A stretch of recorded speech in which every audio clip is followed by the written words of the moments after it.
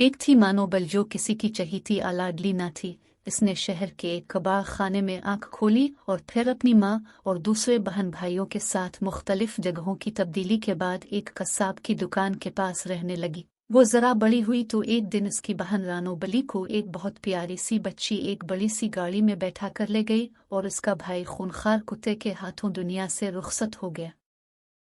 वो जरा बड़ी हुई तो उसकी माँ उसे छोड़कर चली गई। मानो बली कई बार अपनी माँ के पास गई कि शायद इसे पहचान ले, लेकिन वो इसे हमेशा अजनबी बनकर मलती और मार पीट कर भगा देती। मानो बली ने भी आहिस्ता आहिस्ता अपनी माँ को भुला दिया और यूं ही गलियों में आवारा फिरने लगी। एक दिन अचानक इसने अपनी बहन रानो बली को देखा जो एक बहुत बड़े से लान में घास पर बैठी दूध पी रही थी। मानो बली फौरन आगे बढ़ी और इसे पुकारा, लेकिन इसने भी बहन को पहचानने से इनकार कर दिया और इसे अपने घर से निकाल दिया। मानो बली का दिल टूट गया। वो बाहर निकली तो एक शरीर बच्चे ने निशाना लेकर एक पत्थर उसे दे मारा। पत्थर उसकी टांग पर लगा और वो लंगड़ा कर गिर पड़ी। बच्चे के साथ ही इसके इस सुनहरी कारनामे पर कहकहे लगाने लगे। मानो बली बड़ी मुश्किल से उठी और अपनी जख्मी टांग के साथ भाग खड़ी हुई कि कहीं बाकी बच्चे भी पत्थर लेकर उस पर अपना निशाना न आजमाने लगे।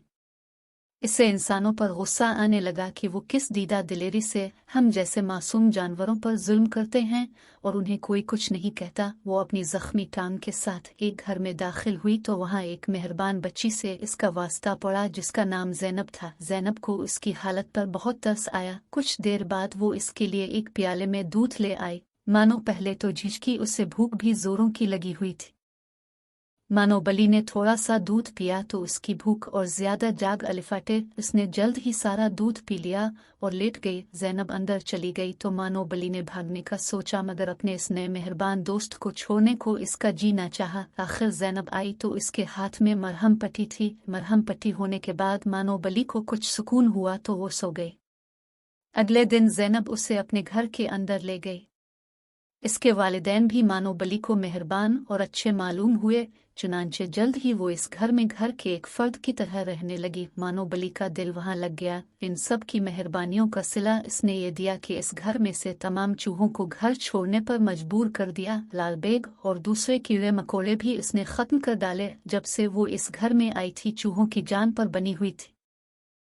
उनका कोई हरबा कामयाब ना होता। मानो बली झट उन्हें पकड़ती और खा जाती। अच्छा के ना आराम और सबकी तवज्जो मिलने लगी तो मानो बली आहिस्ता आहिस्ता काम चूर होने लगी। खा पी कर वो सारा दिन और रात सोती रहती। अक्सर चोरी छुपे दूध भी पी लेती, कभी दूसरी चीजें भी चुपके से हड़प कर जाती। ज्यादा खाने की वजह से मानो बली बहुत मोटी हो गई। चलना फिरना इसके लिए दूभर हो गया।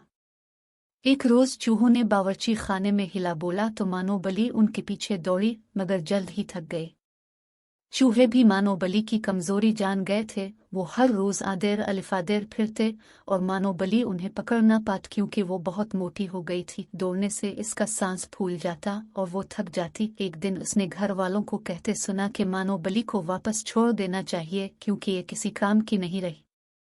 इतना सुनकर उसके होश उड़ गए। इसे अपना गलियों में फिरना, शरारती बच्चे का पत्थर मारना और गरीबी के दिन याद आ गए। इसे इंसानों की खुद गर्जी पर गुस्सा आया, लेकिन कसूर इसका अपना भी था। चुनांचे अगले दिन से इसने ज्यादा खाना पीना छोड़ दिया और बाकायदगी से रोजाना बेगुना वर्जिश करना शुरू कर दी। सस्ती काहली छोड़कर काम को अपना लिया और फिर जल्द ही वो दोबारा चूहों के लिए खतरे का निशान और घर वालों की आंख का तारा बन गई। प्यारे बच्चों, अब भी सस्ती छोड़ें, दिल लगा कर पढ़ें और अपने माँ बाप की आंख का तारा बने।